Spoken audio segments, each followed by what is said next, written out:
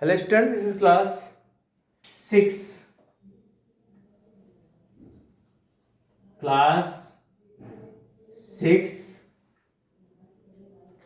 Subject GFC. We are studying lesson 15. Air around us. Air around us. We are studying this lesson. In last time we told about the air as air is a mixture of gases. I told you. Also told that the how will you prove the presence of air around us, and we also told you about the atmosphere last time. Also told about the wind, that is blowing air is known as the wind, and also given you an experiment, an activity in which you have to take water in a bucket, half filled water in the bucket, and asked you to invert a glass. Then you have little tilted the glass and observed some air bubbles coming out, and air bubble coming out, then waters enters into in the glass. This activity I told you last time. So what conclusion we got by that experiment, we have to discuss today. What conclusion we got by that experiment, we have to study today. So now you open page number B80, take your book and open page number B80. So what observation we observed by that experiment? Air is colorless and transparent. Air has no any color. It is colorless and transparent. If air is not transparent, we cannot see any things. So if it is not transparent, so we observe things very clearly. It is due to the transparent air. Since air is transparent, so we can observe the object very clearly. So we find air is colorless and transparent. Next one, air occupies space. Air occupies space. As a matter of fact, it fills the whole space in the glass tumbler. As air occupies space, as a matter of fact, it fills the whole space in the glass tumbler. So air is filled in the glass tumbler and the glass. So when you little tilted, then air escaped from the glass and that space was occupied by the water. Now, constituents of the air. Now, next on the constituents of air. What is air made up of? What is air made of? So, till the 18th century, all scientists thought that air is just one substance which is essential for living beings and combustion. Till the 19th century, scientists were suggested or were knowing that air is simply a gas.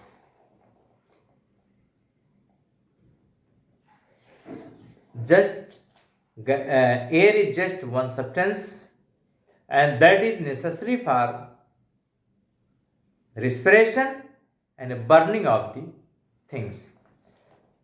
Later, by the however, the experiment by Mayo and Lavoisier proved that air is a mixture of a number of substances. Air is a mixture of a number of substances. Let us do some experiment to learn about the components of the air. So, some experiments are there. First, that is, recall this activity of chapter 14 activity we have studied. We have proved that air always contains some amount of water vapors. One activity, recall activity what last time we have studied in the chapter 14. Then I asked you in that activity that you took a glass, and this is a glass. In glass you kept some ice cubes. Ice cubes were kept inside the glass. Inside the glass, many ice cubes. Ice cubes were kept in the glass.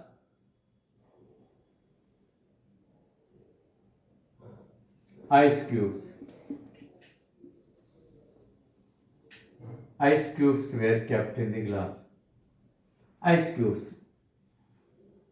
And you observed the drops of the water, droplets of the water, water drops of the water on the surface of the glass. You observed the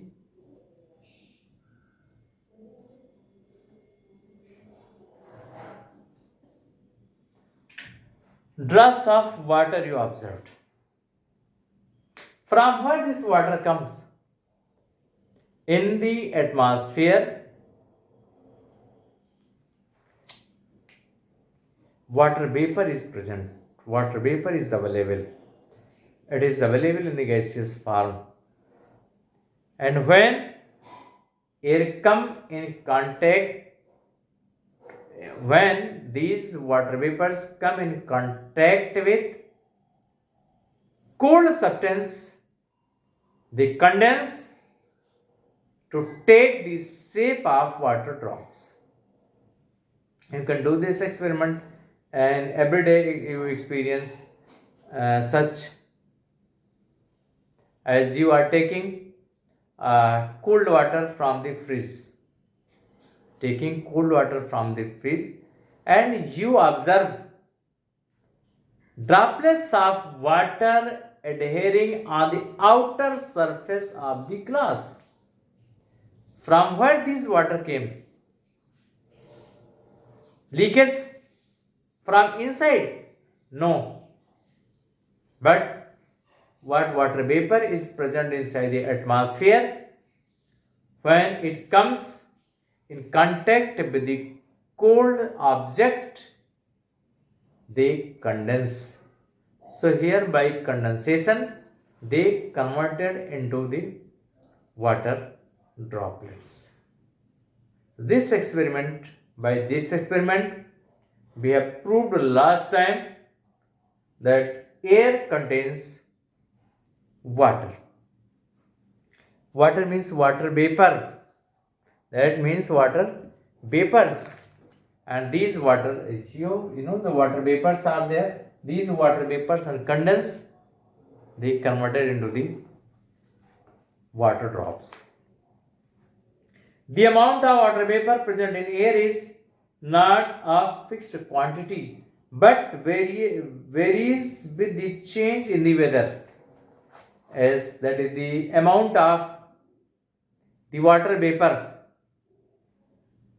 varies time to time in different time or different weather condition. During rainy season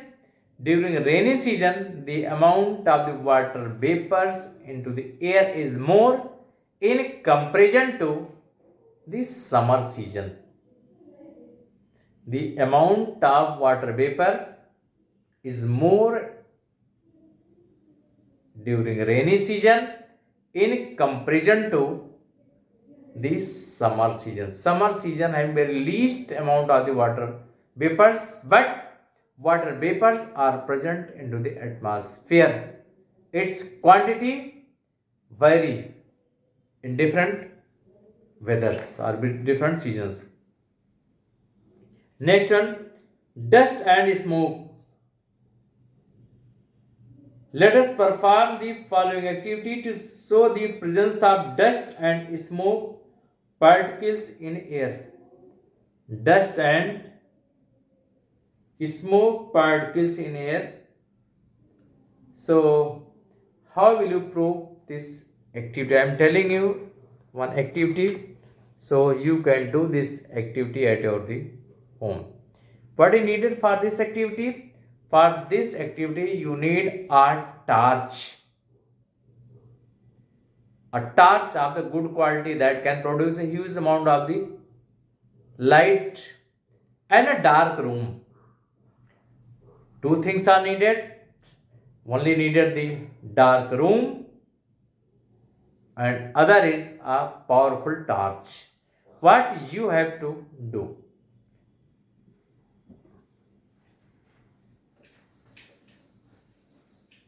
You just suppose this is dark room. This is dark room. And you entered into the dark room and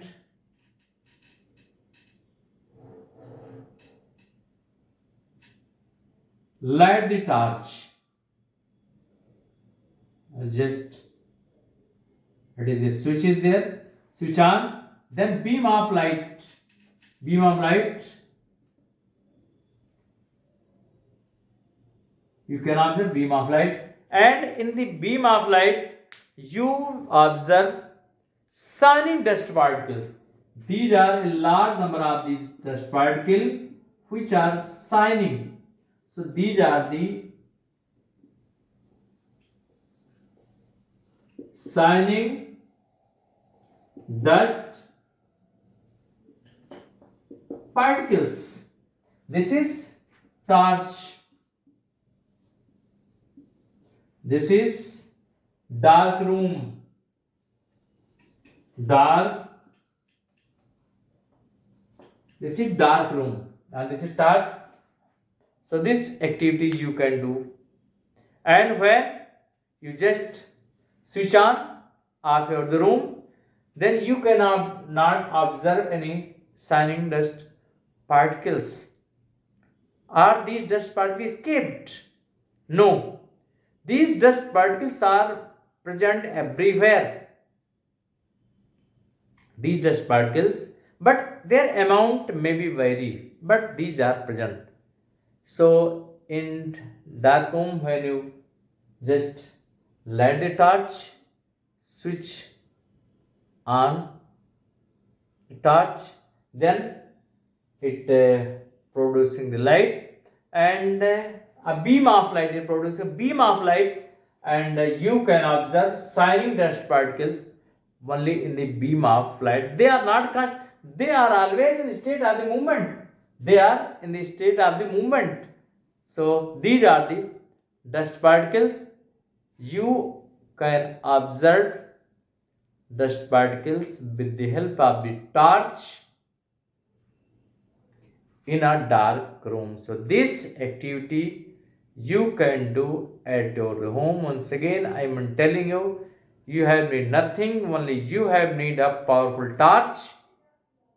A powerful torch, what torch is available at our home, you can use such torch, no need of purchasing other torch from the market. So you can use this torch, and you have the room in the, you can if it is not possible, you can do this experiment in the night you can do the experiment, close the door and only you enter and just light the torch, then you can observe these things in the room. So two things, this activity you do yourself. So next time we will discuss about the results of this activity, and this is the result. I told you that you can observe these dust particles there. By second activity, are telling that is the dust and the smoke. By this activity, we can prove that air contains dust particles and the smokes. So from the above activity, it is clear that air always contains suspended particles. These are the suspended particles which are suspended